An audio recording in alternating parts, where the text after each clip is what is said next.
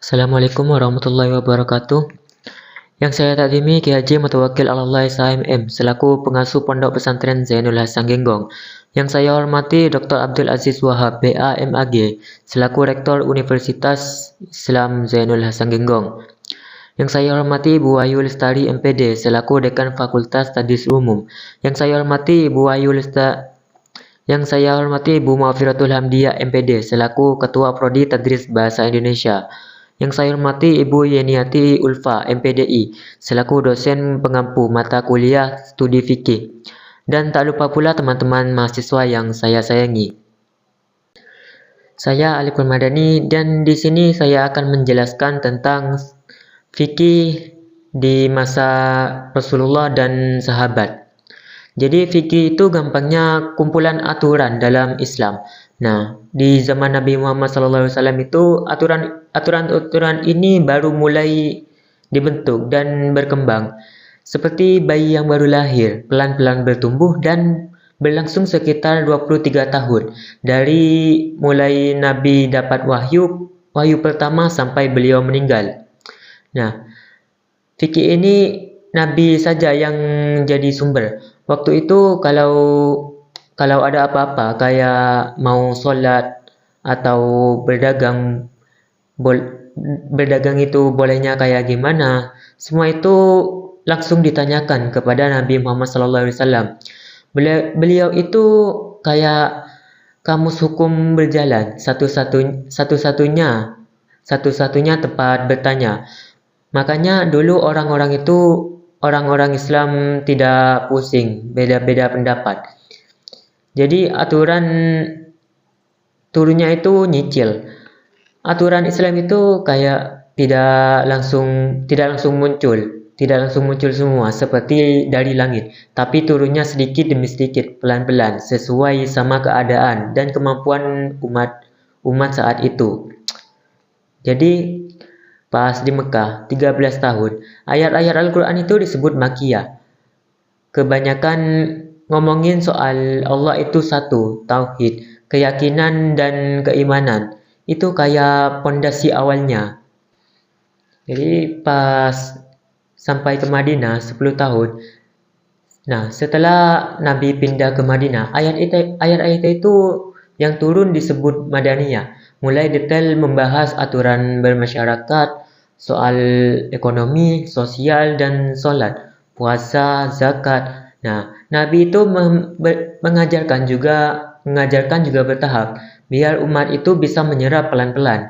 Kayak aturan nyicil turun, hukum-hukum itu tidak tiba-tiba ada, tapi muncul karena ada sebabnya. Kadang buat jawab pertanyaan umat, kadang buat nentuin aturan baru karena ada kejadian tertentu. Nah, itu terus berlangsung sampai ayat-ayat hukum terakhir turun. Kira-kira 33 bulan sebelum Nabi meninggal. Nah, siapa yang paham aturan? Dulu orang itu hafal Al-Quran, disebut qurra.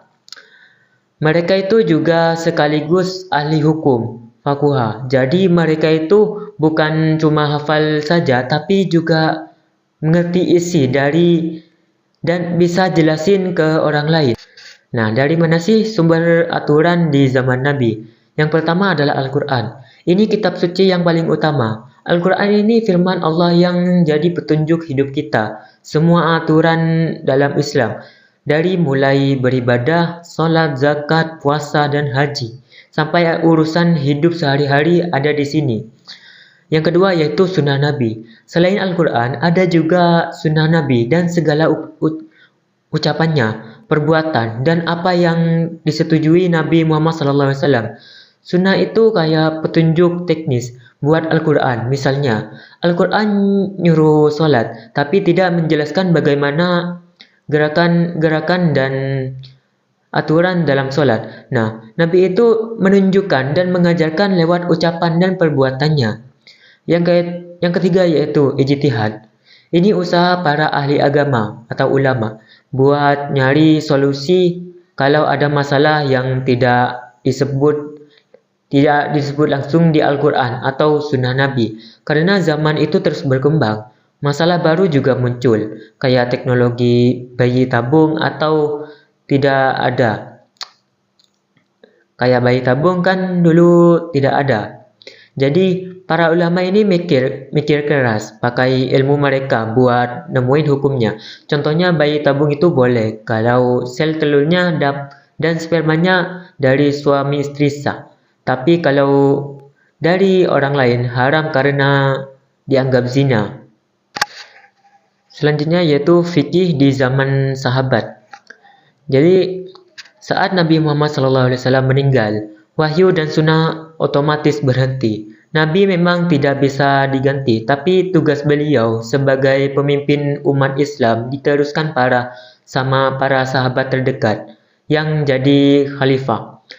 Sahabat penting dalam pengembangan fikih yaitu pertama Abu Bakar As-Siddiq. Beliau itu khalifah pertama yang mengatur dasar pemerintahan dan hukum sesuai Al-Quran. Yang kedua yaitu Umar bin Khattab. Beliau banyak bikin kajian baru kayak nentuin kalender Hijriah dan mengatur pembagian zakat biar lebih rapi. Yang ketiga yaitu Utsman bin Affan. Nah, beliau ini jasanya besar banget, kayak ngejadiin Al-Quran itu satu versi standar. Jadi semua orang baca Al-Quran sama, tidak ada beda-beda lagi. Yang keempat yaitu Ali bin Abi Thalib. Beliau ini pintar dalam memahami Al-Quran, banyak fatwa atau pendapat hukum, dan pemutusannya jadi rujukan penting buat ulama-ulama setelahnya. Untuk sumber hukum aturan Islam di zaman sahabat, yang pertama yaitu tetap Al-Quran. Jadi Al-Quran ini tetap jadi kitab utama yang paling penting, kayak perintah puasa Ramadan. Yang kedua yaitu sunnah Rasulullah, tetap jadi panduan kedua buat menjelaskan dan melengkapi hukum di Al-Quran. Contohnya aturan salat duha. Yang ketiga yaitu ijma sahabat. Ini mulai sering dipakai di zaman sahabat. Ijma itu kesepakatan bersama para sahabat buat menyelesaikan masalah yang tidak ada di Al-Quran atau sunnah. Contohnya, Khulafa Utsman menambahi azan kedua buat salat Jumat biar lebih banyak orang yang siap-siap.